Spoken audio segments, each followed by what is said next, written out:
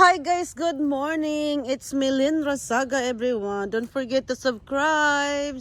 For today's video guys, is weekend, so we go fishing because everybody's off. So we go fishing right there in our backyard. Backyard talaga. Oo, mangisda tayo. Kasi marami po naghihingi ng mga isda. So mangisda po kami para ibigay po namin. Yes, ibigay namin yung kinakuha namin guys. Labi na catfish. Oh, the love catfish. So, mangisda kami para sa kanila. Ganun. Tingnan natin kung anong klaseng isda ang makuha natin ngayon for this weather like this. Dito po talaga sa Amerika guys, yung may summer na po talaga. Sana sa ano na, pero malamig pa rin ang May. What the word, last year po ang init. Napakainit ng May dito last year. This year, May ngayon, oh my God, malamig. Nag-wear po kami ng mga sweatshirt kasi sa lamig po, malamig. Hindi man malamig, it's just cold, chilly. So let's go!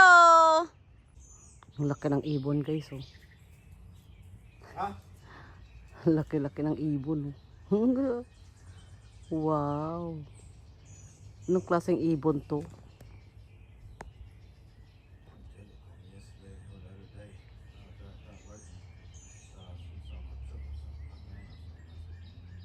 Agila? Is that eagle? May eagle dito? Ang laki oh.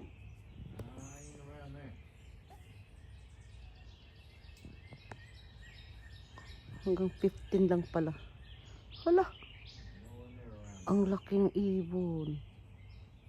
Ano kasing ibon to?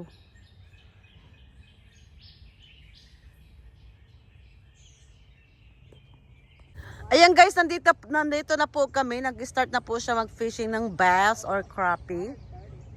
So, because the ano yan pollen. Grabe po yung pollen dito guys. So, ingat-ingat sa mga allergy. So, let's go fishing.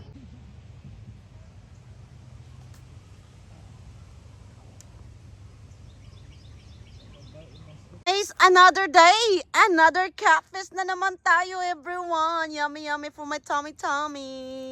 Hoy, lagay mo na dyan. Baka mahulog pa. Guys, low carrot guys.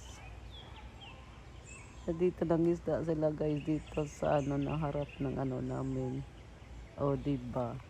Ang dami nila sa isang bangka.